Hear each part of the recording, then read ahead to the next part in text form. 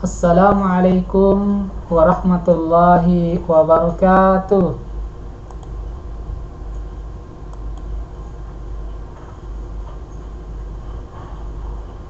Selamat pagi anak-anak sekalian. Alhamdulillah. Gimana kabar hari ini? Mudah-mudahan sehat selalu semuanya dan tetap semangat. Ya, alhamdulillah pada pagi hari ini kita akan memulai pembelajaran kita dengan pembelajaran daring ya. Sebelumnya mari kita buka pembelajaran kita dengan sama-sama membaca basmalah. Bismillahirrahmanirrahim. Adapun pembelajaran kita hari ini adalah bab 1 dengan tema meyakini kitab Allah Subhanahu wa taala, mencintai Al-Quran.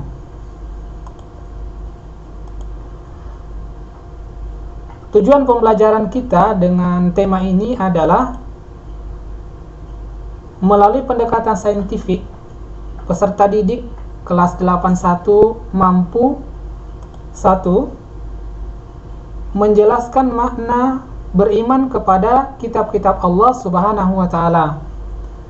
Yang kedua, menyebutkan nama-nama kitab dan rasul yang menerima kitab tersebut. Yang ketiga, menjelaskan perbedaan kitab dan suhuf. Yang keempat, menyebutkan nama nabi penerima suhuf dan jumlah suhuf yang diterimanya. Yang kelima, menyebutkan hikmah beriman kepada kitab Allah Subhanahu wa taala. Oke, sekarang kita masuk pada materinya.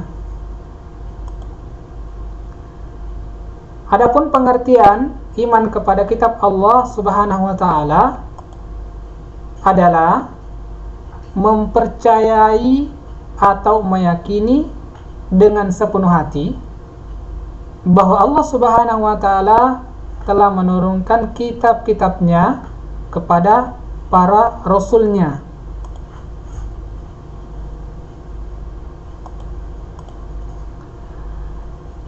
Adapun kitab-kitab Allah Subhanahu wa taala dan nama nabi penerimanya adalah yang pertama kitab Taurat, diturunkan kepada Nabi Musa alaihissalam. Yang kedua adalah kitab Zabur, diturunkan kepada Nabi Daud alaihissalam. Yang ketiga kitab Injil, diturunkan kepada Nabi Isa alaihissalam. Yang keempat Al-Quran, diturunkan kepada Nabi Muhammad sallallahu alaihi wasallam.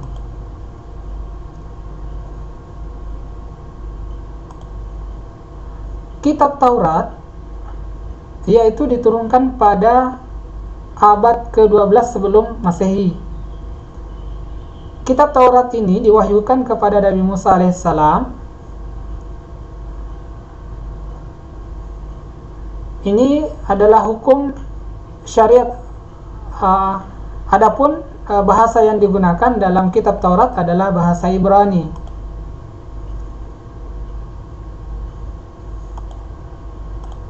Kemudian yang kedua adalah kitab Zabur, diturunkan pada abad ke-10 sebelum Masehi. Kitab Zabur ini diturunkan kepada Nabi Daud alaihissalam untuk bangsa Bani Israel atau umat Yahudi ya, di mana diturunkannya di Yerusalem, dan bahasa yang digunakan ya, kitab ini ditulis dalam bahasa Kipti.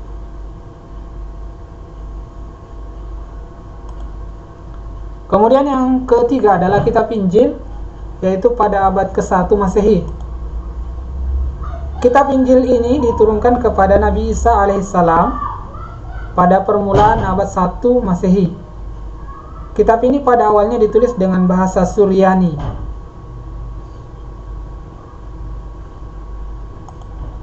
Kitab Al-Quran, ini kitab yang keempat, yaitu pada abad ke-7 Masehi. Kitab Al-Quran diturunkan kepada Nabi dan Rasul yang terakhir, yaitu Nabi Muhammad SAW. Yang mana kitab suci Al-Quran ini turunkan pada abad ke-7 Masehi, sekitar tahun 611 sampai 632 Masehi. Kitab Al-Quran ini adalah menjadi penyempurna dan membenarkan kitab-kitab sebelumnya.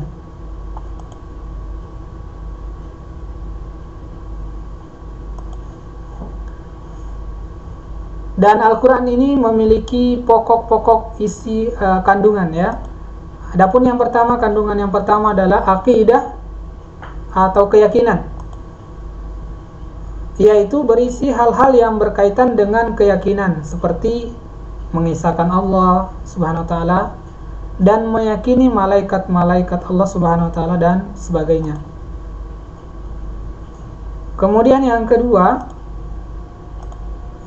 adalah berisi akhlak atau budi pekerti, yaitu berkaitan dengan pembinaan akhlak mulia dan menghindari akhlak tercela.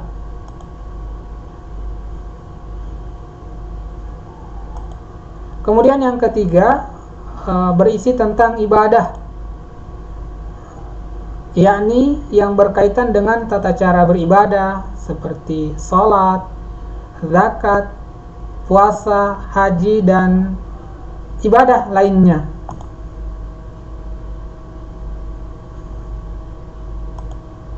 Kemudian yang keempat adalah berisi muamalah, yakni berkaitan dengan tata cara berhubungan kepada sesama manusia. Yang kelima, tarikh atau sejarah, yaitu tentang kisah-kisah orang-orang atau umat terdahulu.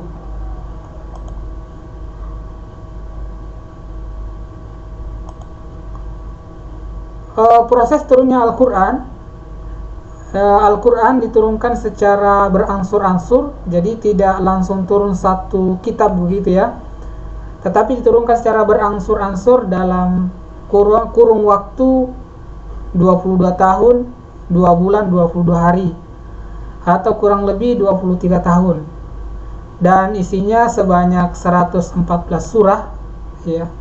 Kemudian ditinjau dari masa turunnya, surah yang diturunkan sebelum Rasulullah hijrah ke Madinah dinamakan surah Makkiyah ya. Sedangkan surah yang diturunkan setelah hijrah ke Madinah disebut surah Madaniyah.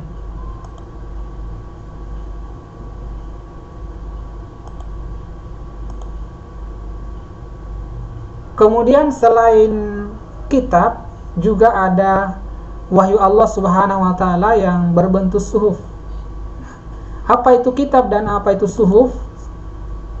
Kitab adalah wahyu Allah Subhanahu wa taala yang diterima oleh para rasul, yang dibukukan atau berbentuk kitab. Suhuf adalah wahyu Allah Subhanahu wa taala yang masih berbentuk lembaran-lembaran terpisah.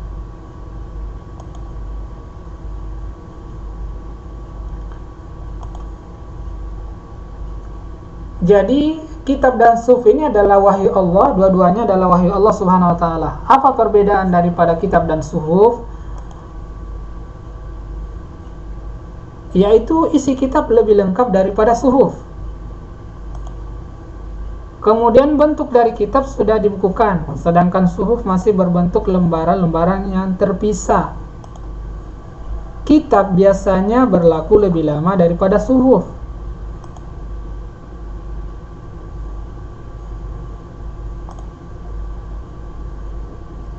Adapun dalil yang menjelaskan tentang beriman kepada kitab Allah Subhanahu wa taala adalah sebagai berikut. A'udzu billahi minasyaitonir rajim. Bismillahirrahmanirrahim. Yahdi bihillah manittaba'a ridwanahu subulas salam wa yukhrijuhum minadh dhulumati ilan nuri biiznih wa yahdihim ila siratim mustaqim. Artinya, dengan kitab itulah Allah memberi petunjuk kepada orang yang mengikuti keridhaannya ke jalan keselamatan. Dan dengan kitab itu pula Allah mengeluarkan orang itu dari gelap gulita kepada cahaya dengan izinnya dan menunjukkan ke jalan yang lurus. Ini Quran surah Al-Maidah. Surah Al-Maidah ini adalah surah kelima di ayat 16. Anak-anak sekalian, setelah kita mempelajari materi kita, tema ini, tentu kita harus menyimpulkan apa kesimpulan kita pada pembelajaran kali ini. Yang pertama, bahwa Allah Subhanahu wa taala menurunkan kitab kepada para nabi dan rasul adalah untuk disampaikan kepada umat manusia agar manusia tidak tersesat. Kemudian yang kedua, Al-Quran adalah kitab terakhir diturunkan Allah Subhanahu wa taala kepada para nabi Muhammad SAW, sekaligus menjadi penyempurna dari kitab-kitab sebelumnya. Orang yang beriman kepada kitab Allah Subhanahu wa taala akan senantiasa meyakini bahwa ajaran Allah itu adalah untuk kebaikan dan kebahagiaan di dunia dan di akhirat.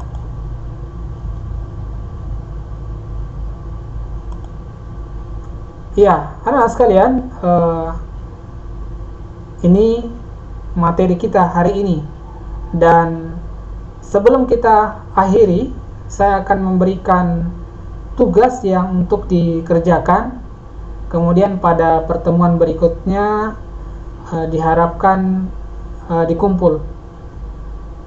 Tugas yang pertama adalah tuliskan pengertian beriman kepada kitab Allah Subhanahu wa taala. Yang kedua, soal yang kedua, tuliskan nama-nama kitab Allah Subhanahu wa taala dan nama nabi yang menerima kitab tersebut. Yang ketiga, tuliskan isi pokok kandungan Al-Quran. Jadi 3 soal yang kalian harus kerjakan dan dikumpulkan pada pertemuan berikutnya, insyaallah.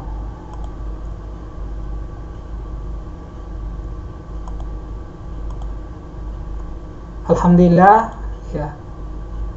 Semoga Allah Subhanahu wa taala mencatat segala amal ibadah kita menjadi amal kebaikan yang akan menjadi bekal kita nanti di akhirat. Oke anak-anak sekalian, cukup sekian pertemuan kita kali ini, pembelajaran kita kali ini. Mudah-mudahan bermanfaat. Kita cukupkan, kita tutup dengan hamdalah dan doa kafaratul majlis. Alhamdulillahirabbil alamin. Subhanakallahumma wa bihamdik, asyhadu an la ilaha illa anta, astaghfiruka wa atubu ilaik. Tetap semangat dan wassalamualaikum warahmatullahi wabarakatuh.